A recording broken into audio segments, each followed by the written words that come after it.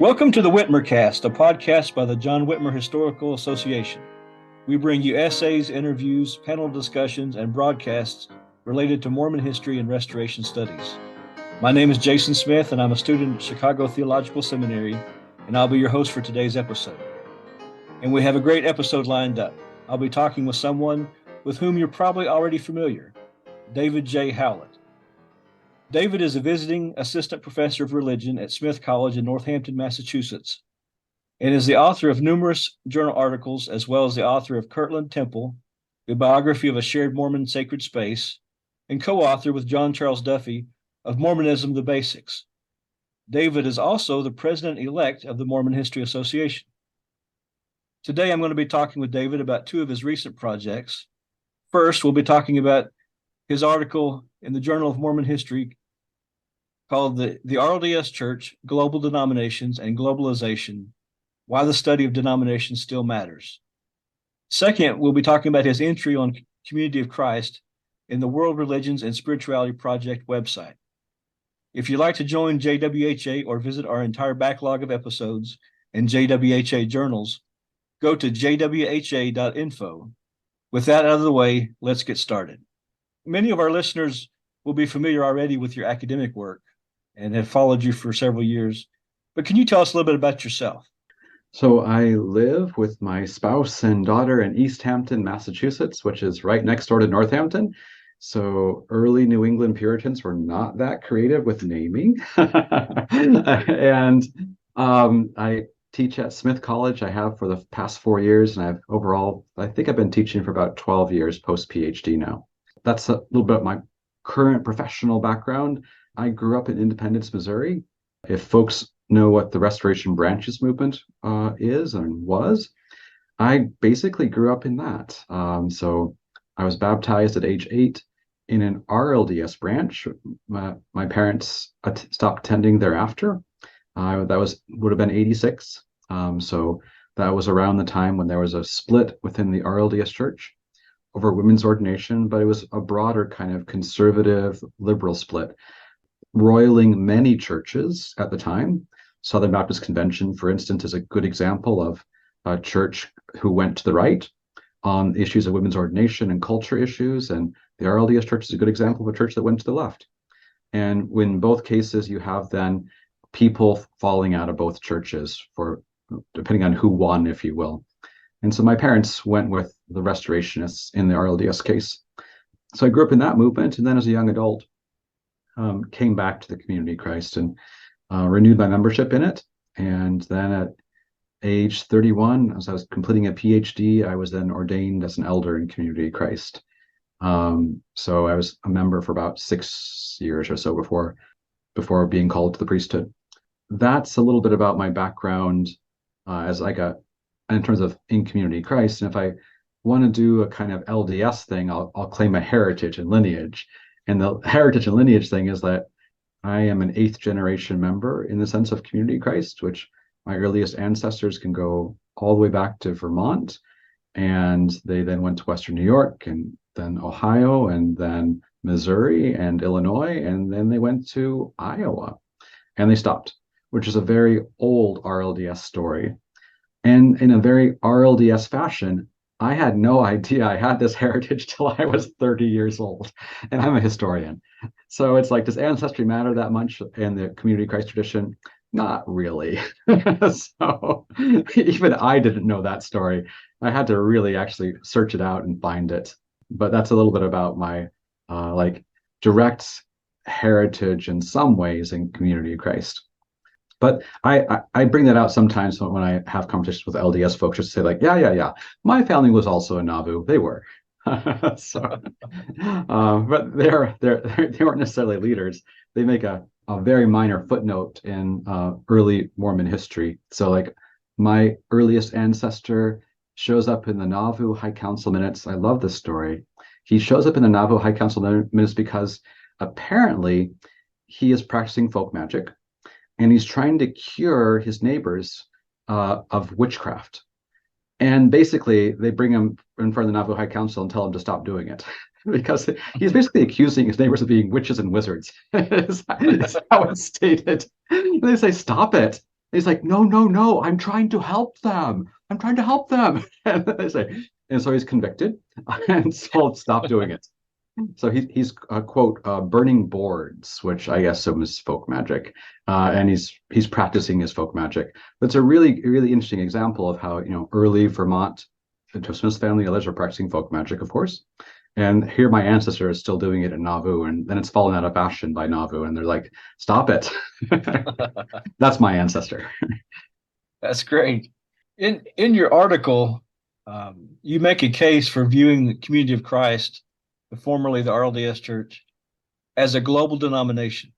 Can you briefly describe your reasoning for this?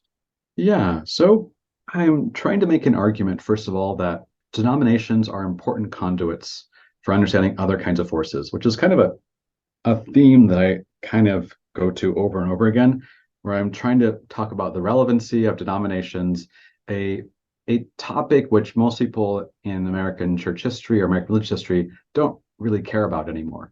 And in the 70s, it was all the rage. But now it's like few people care, but I'm trying to still make the argument that these are important places of belonging, even if they are lessened in their importance today, as like denominational affiliation is the importance of it is certainly at a low point. It wasn't in the past though. So it's kind of myopic to think that this is unimportant if we study the past. So, and I'm making a case in this article that if we want to understand how Christianity experiences globalization, we need to look at how it experiences it through denominations. And so that's the big picture question, because affiliation to particular organizations matters to people, even in the recent past. So it's only in the last 20 years that it doesn't matter that much anymore. I think we have to be not so presentist in how we think about the history of Christianities in the world. So what I'm arguing is that in the post-World War II era, there is an intensification of connections, both how people imagine the world and how people experience the world with more distant places. And that's kind of as one way of thinking about globalization. So you can think about globalization as a time period, the 1970s to the present. You can think of it as a cultural process of like greater and greater interconnections. You can think of it as an economic process in which neoliberalism becomes a dominant force in organizing the world, where we go from a society with a market to a market society. That's the essence of neoliberalization and globalization. And it's about certain kinds of political and cultural processes, like the standardization of processes across the world. If you think about something as simple as like diplomatic processes, they are relatively standardized across the world. That's globalization. If you think about economic processes, they become standardized. Capitalism demands that. You can't have capitalism without a lot of standardization and coordination. And all of this brings a certain new form of people's understanding of themselves and their place in the world, and even their experience of themselves. And so I'm trying to understand not just internationalization, which I think is an earlier era in terms of what Christians experience, but globalization, which is, I think, of more of a 60s, 70s, and thereafter experience. And I do that by looking at how it is experienced in denominations. And I think about in this article, what are kind of the markers, what I'm calling a global denomination. And so that's part of what I'm trying to do in there, and saying that it's not just that RLDS, or I use LDS also in there as in passing, I wave my hand to it, are not simply like reflecting these trends, they're makers of these trends. And that's an argument staked on the idea that people make the world together in relation to each other, which is a very simple argument, but I'm trying to say that we aren't just reflecting things, we are actively engaged in doing the things too.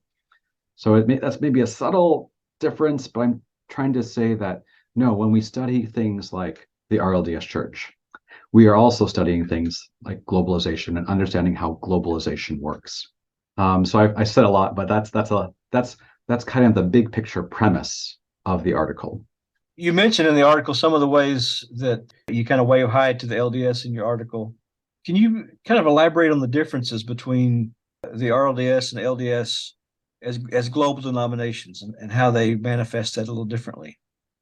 So all global denominations, and we can think about LDS or RLDS or You can think about United Methodists or the Episcopal Church, or you can think of like a lot of American denominations. Name any of them. We often think of the 50s, 60s, and 70s as a time of decolonization, which it is. But decolonization does not mean that the linkages between American churches and churches outside the United States lessen. They actually increase and intensify, even as the same force of decolonization, which results in certain kinds of political independence and independence even of some churches and denominations, happens at the same time. Nonetheless, the bigger trend for American churches as a whole is not decreased, but increased connections. So both RLDS and LDS reflect that. Basically, American-based churches after World War II, RLDS and LDS, they have global reach before World War II, but it is greatly intensified post-World War II.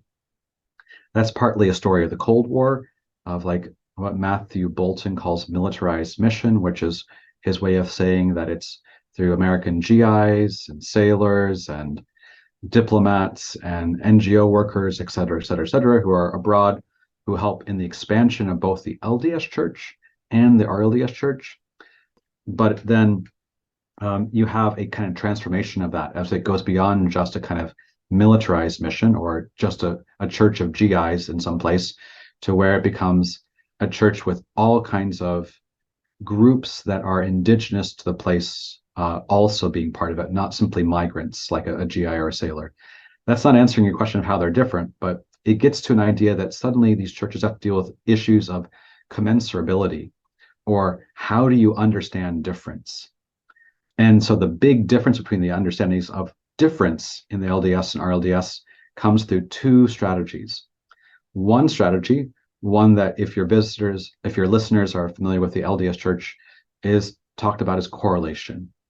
Correlation is a program which it's earlier than the 50s, but intensifies in the 50s and 60s, by which it is an intentional process to standardize the practices of the LDS Church across the world, creating a so-called gospel culture across the world that will be the same or standard.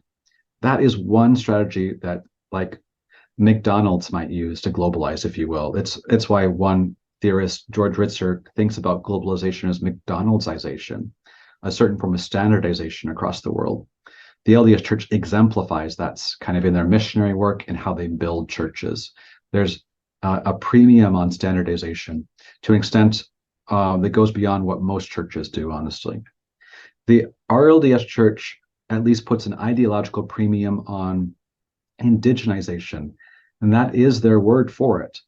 So it's not just a term I'm using as a scholar to describe it, but you see very clearly in the 1960s, Charles Neff and others using contemporary Protestant missional notions at the time of thinking about creating a localized churches that will be indigenous, that will have indigenous leadership, that will eventually be self-funded, that will eventually will allow the gospel to grow up in its own way.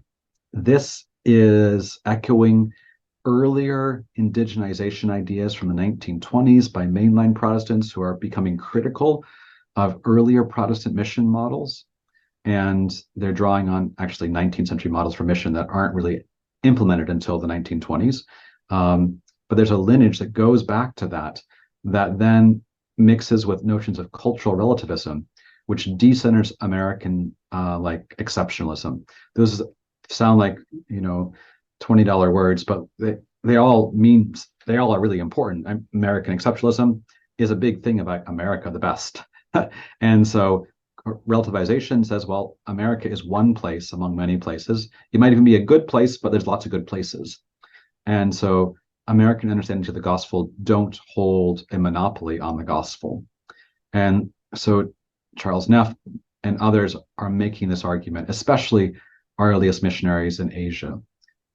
Many of them, beyond Charles Neff, are also making that argument as they experience cultures that are vastly different than their own. And they realize that the RLDS message, which had been cultivated in a primarily Protestant American culture, makes no sense to someone in the highlands of India or in Japan. It has to have a larger American Protestant evangelical even culture to press back against to make its claims make sense. So without that ambient light, how do you talk to people in Japan or the highlands of India? So out of that experience, there comes a kind of reorientation of RLDS. That's really different than the LDS standardization. It results in much, much more diverse and RLDS kinds of missions. And it does lead to immediately much more control by indigenous leaders over local affairs. Whereas LDS, this kind of strategy for commensurability, if you will, is about creating an indigenous community, but having it led by North Americans and enforcing the rules about doing things right until the people get it. So that's a really different strategy than the RLDS strategy. Both are globalizing strategies. One is about, another $20 word is glocalization, the global and the local coming together. So it's the glocalization allowing the global to become infused with the local, and it becomes different in every locale. The other is more of a McDonaldization, honestly, in George Richard's model for it. So those are competing theories for globalization of what's more dominant in terms of we talk about globalization. Is it standardization or is it localization? And at least in the case of the RLDS and the LDS, we see both illustrated to different extents. Both groups have some standardization, it's just what weight they put on it. Both groups have some extent of localization, it's just what weight in the end is placed on that localization too. That's one way of thinking about, well, this is illustrating what we think about as globalization as a process. Okay. So you studied India and Philippines quite a bit. Can you think of some examples of this indigenous model and how you've seen it work effectively, and maybe a couple of cases that you can mention? Yeah, so one of the things that happens, I think, in the RLDS church that leads to initially a great deal of success in the sense of affiliation is what I'm calling denominational rebranding, where, so for instance, in the Philippines, Chuck Neff is integral to both the Philippines and India. He's the apostle in charge of Asia for the decade of the 60s. He is advocating for indigenization, and he kind of allows more or less both people in both places to have indigenous leaders and allows them to shape the church as they see fit. It means in the Philippines that the converts are primarily from a very small Adventist church, the Church of God Seventh Day. And it is based in the United States. At the time that they're evangelizing these folks in the 60s, the Church of God Seventh Day claims their headquarters is in Jerusalem, which they have a few people there. So they're like, no. So it's a very particular kind of Adventist. It's not even the Seventh Day Adventists. They're schism from a schism from a schism. They go back earlier, way, way earlier. They're very small, but this group has about 350 members in the Philippines, and their overseer for the Philippines affiliates with the RLDS Church, as does about 6 of the ministers or so. 4 of the ministers, I'm sorry, 4 of the ministers. And with them, they bring some of their congregation members, and they're related to big families and 2 big families. But for the first few decades of the RLDS Church's experience in the Philippines, much of the Filipino church is a continuation of the earlier Church of God Seventh Day.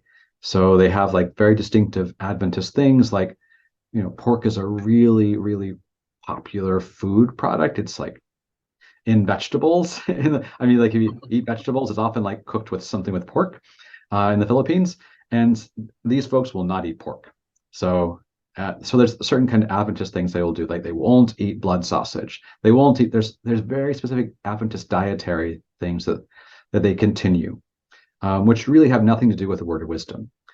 So that doesn't matter. It's the reading of the Bible through an older Adventist lens that matters. The way priesthood functions, it's much more like Adventist pastors in the past. So that really continues on in that generation. It doesn't change really to the second generation. That's a gradual process where today the Filipino Community Christ Church looks a lot more like the North American Community Christ Church, but it's also different. It is, I'd say today, positioned as a mainline Protestant-like church in the Philippines with leaders that are very progressive and members that are progressive and conservative. It's all of that, and most people are all related to each other. So really a church of families too, and family and kinship systems. And still small. We're talking about 11 congregations, but that's one way we think about like localization happens. In India, the story is, if that's a complicated story, and it gets way more complicated actually, even that in the Philippines. But in India, it's the story of primarily the most members in India come out of a state in India called, at the time, it's called Orissa. It's now called Odisha. They're really the same thing. D's and R's and Oriya are about the same, and S and SH is about the same. So it's about the same.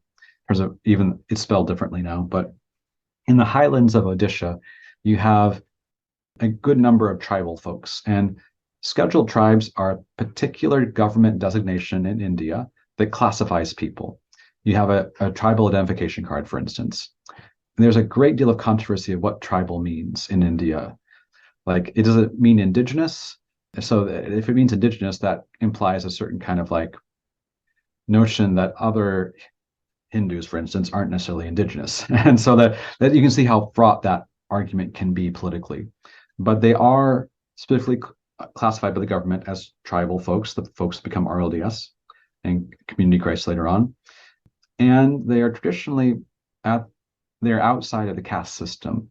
So the caste system, while outlawed by law in India, is still kind of a way that organizes social life too, especially in the villages. And 70% of folks in India live in villages. So that's still a huge number of people. And as outside the caste system, they're on the bottom. So the other folks who are on the bottom are Dalits. Dalits are the so-called untouchables. Tribal folks and Dalits make up the Christian population of India. Not all Dalits are Christian, not all tribal folks are Christian, but almost all Christians are Dalits and tribal folks, vast majority of them. What happens is that tribal folks in these remote regions of Odisha, these are forest regions, they're small villages. Those folks begin affiliating with the RLDS Church by missionary work that happens through Baptist ministers who affiliate with the RLDS Church in 1965. And those folks, one of them is a guy, G.S. Chawla, who's from a Sikh background, Christian convert, becomes Baptist. I would describe him as a religious entrepreneur. And I describe him that way because he's writing to a lot of groups to get financial support for his mission. And some of them are Baptists, some of them are like groups in Colorado that are like fundamentalist Christian independent folks that do missions. He's going for anyone that will actually support him financially to do his thing. This is not an uncommon thing too. I think there's lots of entrepreneurial agents this time looking for affiliation with Western churches.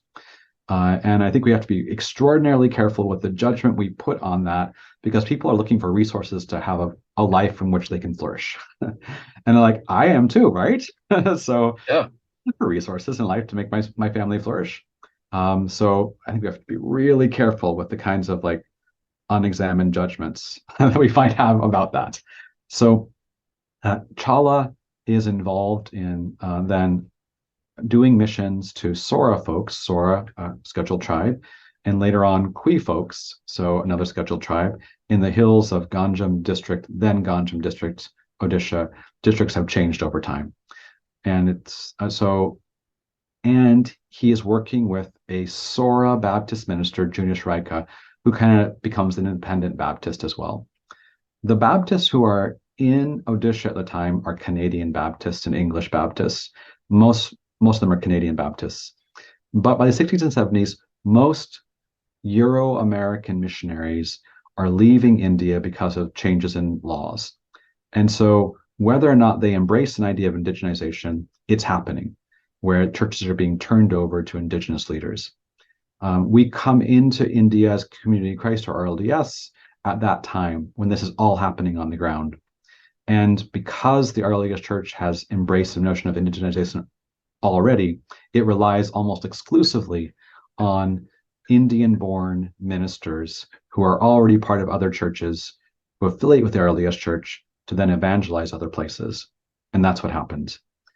And the folks they evangelized in the Sora Hills are basically, they're their own religion. I call Sora religion its own thing. You could call it animism, but that oversimplifies it. It's like only talking about monotheism. And we want to actually talk about, Jews and Christians and Muslims. We don't just want to talk about monotheists, right? So I think, but if it gives you a little bit of an idea of what they're doing, that it's helpful. But Sora religion is its own thing. And so they begin establishing Christian congregations in Sora villages first, and Sora then ministers, who are basically lay ministers. It's a Canadian Baptist model, will go out and evangelize village after village after village as traveling lay teachers. And that creates, within about 20 years, a really dynamic and growing network of Sora churches in the region.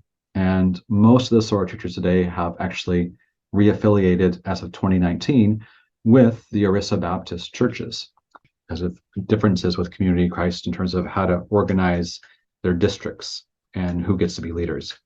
It's basically a church that lasted for 50 years in the region and now is a kind of skeleton of what it once was.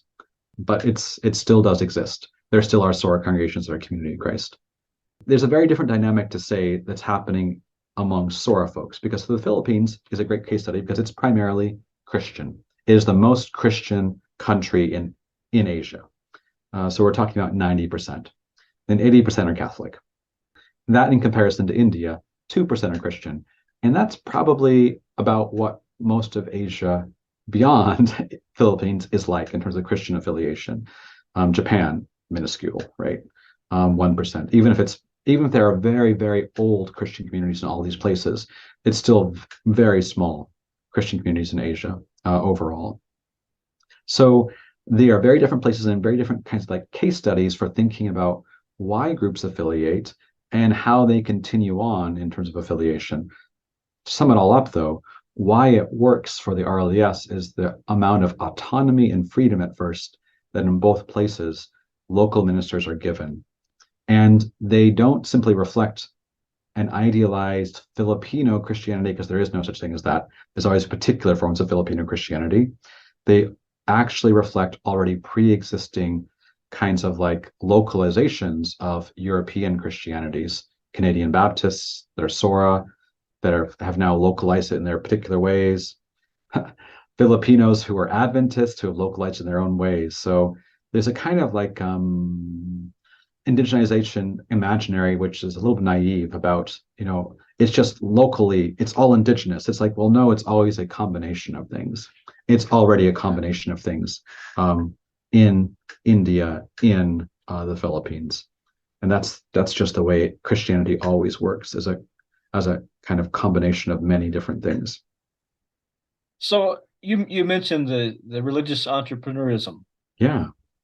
I'm curious because I know that talking to representatives of different Latter-day Saint groups, that are smaller perhaps than the Community of Christ, thinking about the Church of Jesus Christ in Monongahela, Pennsylvania, the Church of Christ with the Elijah Message. There's several churches that mention congregations in the Philippines and India, and I've heard sometimes it sounds like they may be talking about the same groups of people sometimes.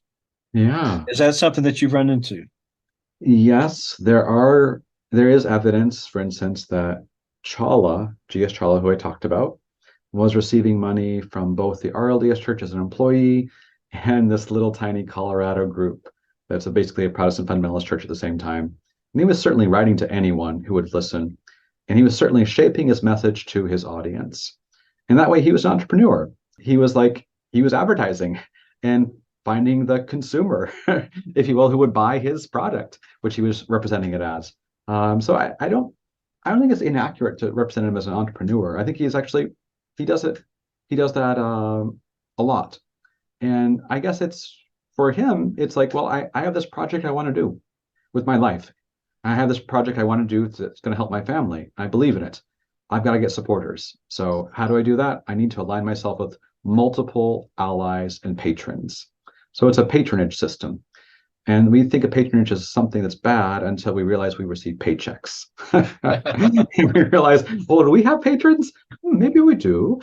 So, um, so I'm very cautious about like the kinds of moral condemnation that we sometimes have with the idea of patronage. And there's sometimes folks looking for patrons. I think in this case, they're looking for patrons.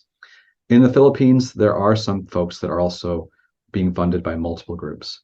I do know a Filipino priesthood member now passed away who was definitely in the 60s receiving support and writing it for a newsletter from a small Adventist group as well as Community of Christ.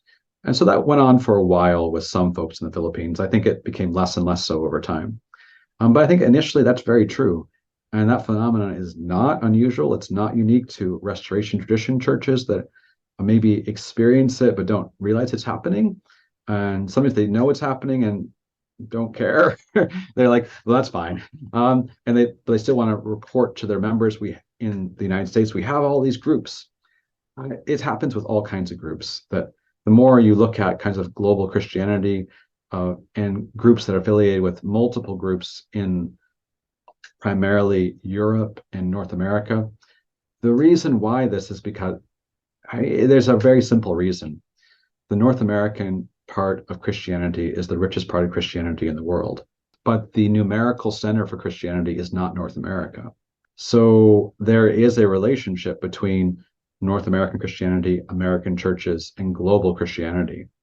And so folks looking for patrons know where to look. And so that's what's happening.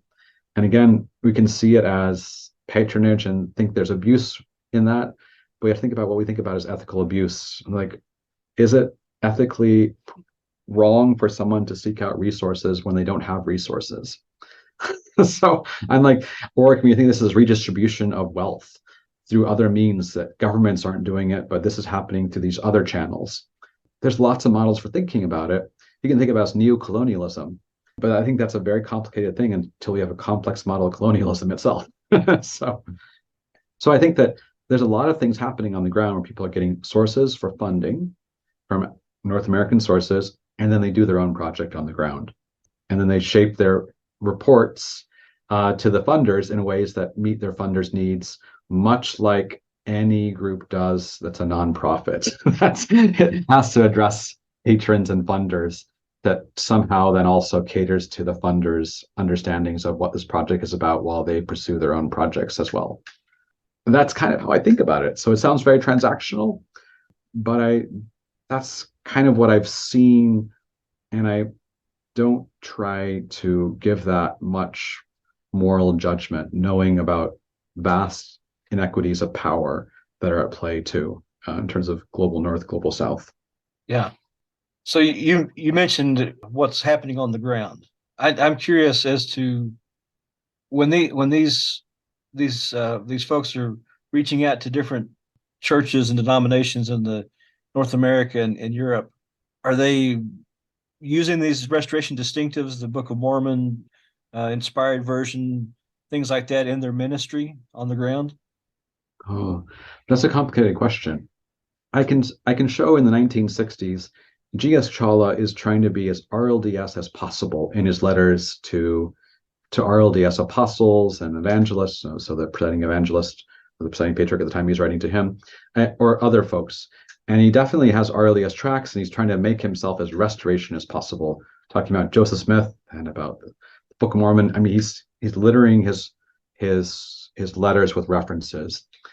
And then you can see when he's writing to the Colorado Church, which is fundamentalist Protestant, of course, none of that's present. I mean, so yes, there is a kind of like, if you think of these as like letters to funders, if you're an NGO, these are tailored letters, personalized letters, if you will. There's definitely no use of the Book of Mormon on the ground in India at all.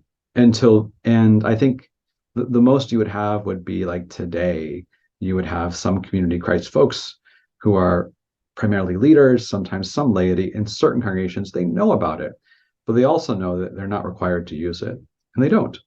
So, and that's a certain kind of freedom which they've had from the very beginning.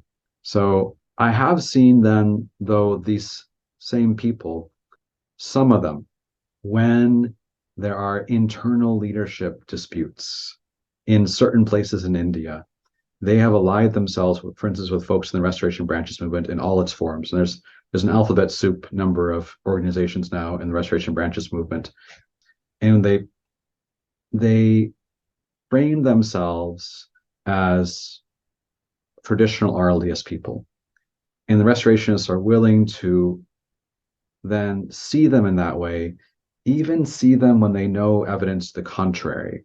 That's not what's happening, because it helps very small groups in the United States feel like they have this global reach. It makes them feel, well, honestly, that one of the reasons why RLDS feel powerful in the 60s in terms of as a group is like we have all these new members from across the world. We're a global community. That also works for very small religious communities that number in the thousands, restorationists, others in North America today too, with these global connections. So I think there's a case to be made that these small, tiny groups compared to global Christianity are interesting to study in that way too, because all of these global, very small groups, Swedenborgian Church in the New Jerusalem, for instance, very small, has all these global churches too. A schism from that church, much more, the new church has all kinds of global congregations in Eastern Europe and in Africa. I mean, these are interesting in themselves of like why these small churches want to have a global presence and why people from other places want to affiliate with them. That's a story which should be studied. And again, we should be careful about the kinds of, if we bring cynicism to that, I think we should be careful about that, of thinking about, well, what kinds of privileges do we bring, even studying them, these folks, and what kinds of privileges do we have in our lives? So I want to catch myself. So I have to frame it in those terms of like, I can understand why people are affiliating. And I can understand why they are shaping themselves for a particular kind of patron. And I can understand the opposite too, where people can feel empowered by cosmopolitan connections. That's definitely happening across the world, not just among like smaller groups affiliated with the Restoration or the LDS Church or whatever. That's happening in global Christianity and this really complicated network of folks affiliated in some ways with the outgrowth of Protestant kinds of churches. We've been talking about Community of Christ as a denomination, but I want to transition now to your entry in the World Religions and Spirituality Project website. This I understand is the successor of the New Religious Movement's homepage that Jeffrey Haddon used to curate. It started in 1995, and I have to say that back in the mid 90s when this came out, I went to this site quite often because it was one of the few reputable sites on the internet that dealt with new religious movements. And so my question is this: should Community of Christ, or more broadly the Mormon Restoration Movement, the Latter-day Saint movement, should it be considered a denomination or a new religious movement? I think you could say it's both. It's for what purposes do you want to understand new religious movements as, and what do you consider denominations? I first of all think that if you think about denomination in a classical kind of like, so Ernst Troeltsch is kind of creates the typology for denominations, and then H. Richard Niebuhr writes a book in the 20s, 30s that kind of furthers it one step further. Those classic, which are kind of later sociological definitions that other sociologists, notably Rodney Stark, takes up this project, and they kind of reuse these ideas of church, sect, denomination. A church in this classic definition is the culture religion. It is the religion of the people in the place that is inseparable from politics, from society, from culture. And so classic idea of that is like the state church, but pre-Reformation Western Christianity, before people even called themselves Catholics and Protestants. So denomination is a creation of the early modern period where you have freestanding groups who don't receive state support, who live or die by who they attract. And the denominational model becomes the dominant model in the United States, even when there's still state churches. So state churches exist in the US until 1836, even though they're being phased out since at the time of the Revolution, they're all being phased out. But Massachusetts, where I live, is the holdout. So Congregationalists are still the state church until 1836, but they're functionally their denomination by that point too as well. And then sect in this classic model is the group that breaks away from the denomination. The sect in this classic model, if the denomination has in some ways accommodated itself to the surrounding culture in some sense of not being at war with the culture, if you will, the sect is at war with the denomination, says the denomination's accommodated too much. And this is an old sociological model about tension. State church, inseparable with society, denomination, freestanding, but made peace with society. It's been defanged. It's not going to start a civil war. Puritans, not the state church until they become the state church, right? So they start a civil war. But then the sect is like the denomination is corrupt and we are going to reform it. And they are in high tension with the denomination. They're in high tension with society in general. So this church denomination sect model is a way of organizing classically groups. And do groups really fit any of these? Well, if we try to fit groups into these models, we miss the point of what these older scholars were trying to do in the first place. They were trying to construct ideal types. And ideal types are ideal, they're not real. They are useful ways of organizing material, but nothing meets them completely. And they're just, so that's the claim. It's a ideal types. It's an idea from Max Weber, another early sociologist of religion. So I think that you could call these groups denominations. I think sect has too much of a pejorative connotation to it to be used very helpfully, except in certain academics' papers.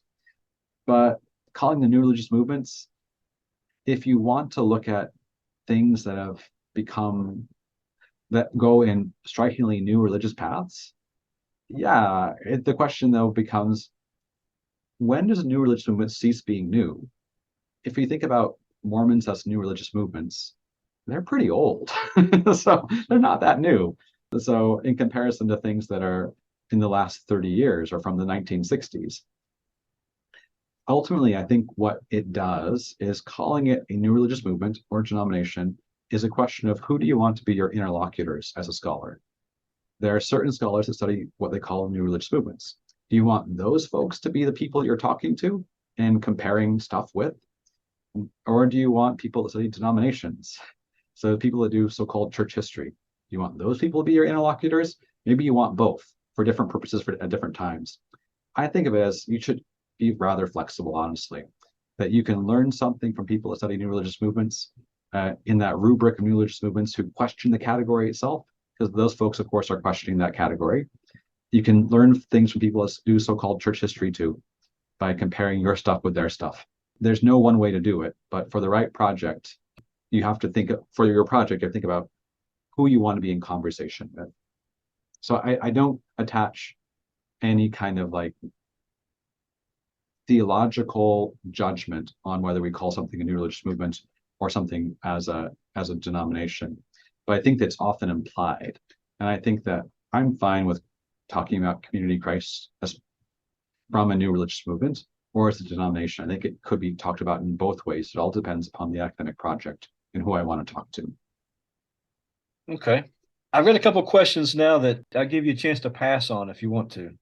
Okay. So, what would you say is the future of Community of Christ as a denomination, as a force in the world?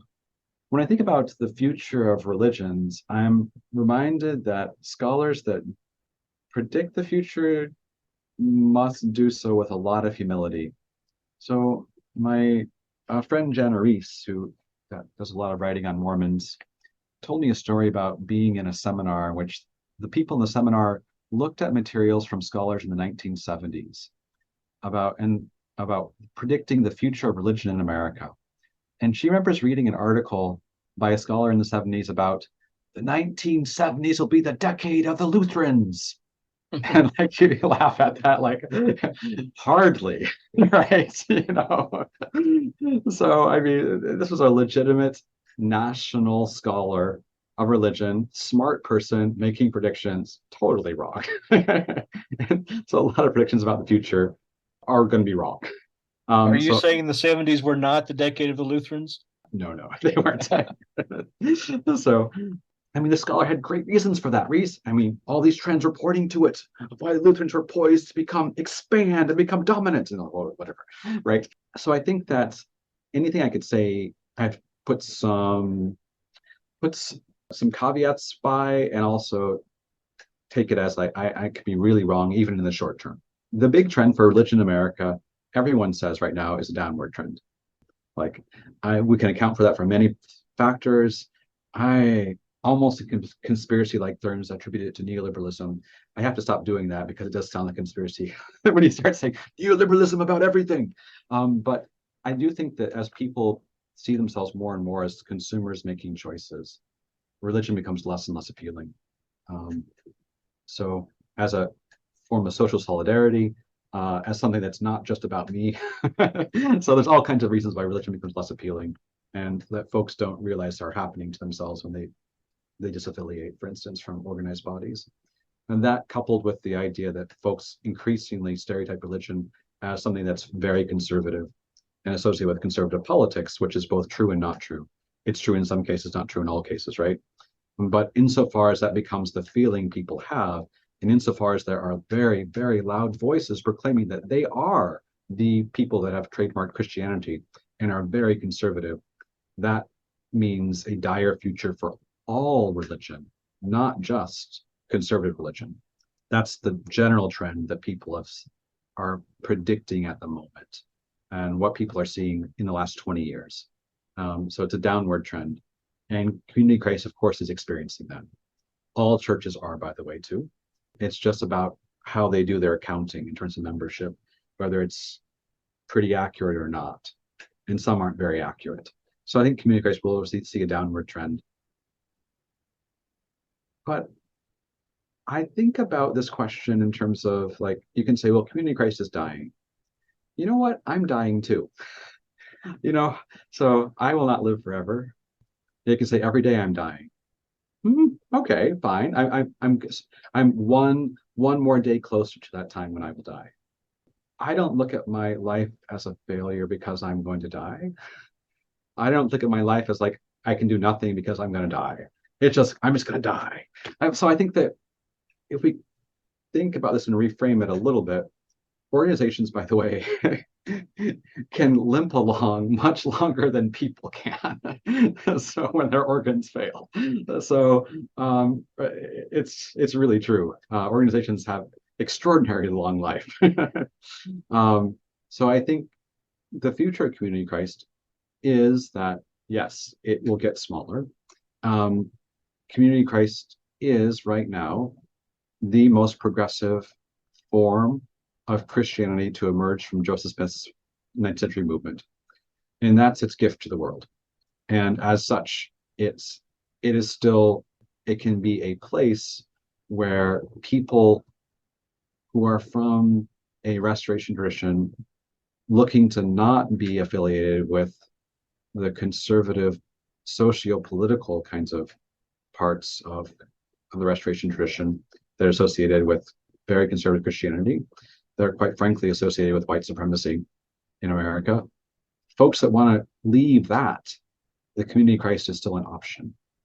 In the same way that other churches stand in that way too, as an option. So like folks who feel burned by the Roman Catholic Church have often gone to the Episcopal Church. So I think about the parish in my town that my wife's the rector of. Half of the folks are Roman Catholic in background. So Community Christ can have that potential to be that place, and has in the past seen a trickle of people who are LDS become part of it. A new PRII study just out this week says that fully 25% of the LDS people they polled know people, well, fully 25% of the people they polled are considering leaving the LDS church. They are the highest group in America with people considering leaving them. That's significant. Now, how big is their sample size? Maybe their sample size is a problem. I mean, these are polls. This is a statistically significant poll, but how significant is it? I'm not a statistician, but I know that's one of the kinds of takeaways from the PRI poll, which is like eyebrow raising. That sounds an awful lot to me like the situation that the Roman Catholic Church sees itself in today, too, where it's like in the Northeast, at least, they are hemorrhaging primarily white members in the Northeast, like at a huge rate. And it's now they're also losing then members from all groups, persons of color included, from any of those groups in the Roman Catholic Church today. And primarily because of how folks then see the Roman Catholic Church as aligned with certain kinds of conservative causes that they don't necessarily agree with, and which makes the Roman Catholic Church overall more conservative over time in America. It becomes less of a big tent church, it becomes a smaller tent church, even if it's still a big organization. So the LDS Church is kind of facing that too, becoming a smaller tent church with a more conservative American base, as more Gen Z folks are just saying, I can't do this. So, and older too. Community Christ could potentially have some of those folks come into Community Christ. The challenge for Community Christ, though, will there be places where people can do that? So the advantage, like, for instance, the Episcopal Church has over the Community Christ is that the Episcopal Church has a lot more places where people who are Roman Catholic and they're looking for something, they say, oh, the Episcopal Church in town, they can go to it. Every town has one. The Episcopal Church, too, because of its long history of wealth and wealth inequality that goes along with it, has a lot more resources. So that there's a legacy. It's all mixed up in neocolonialism. Of course it is. Of course it is. And if it's in America, it's the history of slavery. And it goes back to wealth. All churches that are wealthy somehow are mixed up in that. The LDS Church is wealthy because it once was an empire. So the Community of Christ is poor because it wasn't an empire. So I mean, that's part of it. But I think going back to your original question, the Community of Christ is positioned to be the most progressive and is the most progressive option in the Royal Family Restoration churches, and that does matter. And is positioned in the future to be a place for people to come to who could. Will that happen?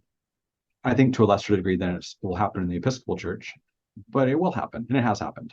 Will it still be a shrinking membership base? Of course it will. Again, it's like, if I go back to the analogy of like, I'm one day closer to death every day. So is the Community of Christ. So what? It's like they can still do things in the world. They still will have a kind of function, if you will, in the American religious landscape. And theologically, if you look at it from, I am Community of Christ, so I do think of it theologically. It's not the worst thing in the world to be shrinking and doing good in the world. And what's wrong with that? So there I come out theologically. Obviously, I am a fan of the Community of Christ. I'm a member. But I like what they do theologically. So yeah, my scholar Capon, yeah, they're shrinking. They have massive problems with the resources. And that's not always a bad thing, the fact that you have massive problems with the resources. Where did you get the resources in the first place? Well, they have fewer unjust resources to redistribute, I think, in that way. So that's not necessarily bad either. David, if people want to get in touch with you, how can they do that? If folks want to send me an email, my email address is dhowlett@smith.edu. And no, it's not Joseph Smith. It was Sophia Smith, different Smith, not related. So smith.edu. And I do have a toddler, so I'll try to get back to people if they write to me. But I do have a toddler, so sometimes, as Jason knows, me getting back to you may take a few weeks. And you have an amazingly beautiful and wonderful daughter. I love seeing pictures of her on Facebook. She's a good one. So, and right after this interview, I'm going to pick her up from daycare. Okay. Well, David, thank you for joining us today. We'll be in touch. Happy to be here, and always happy to talk with you, Jason.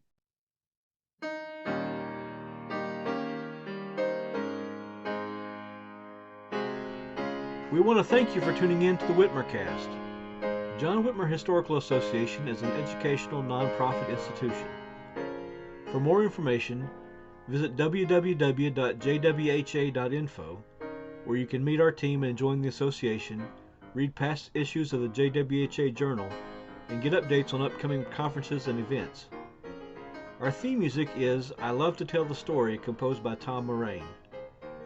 This podcast is a production of John Whitmer Historical Association, all rights reserved.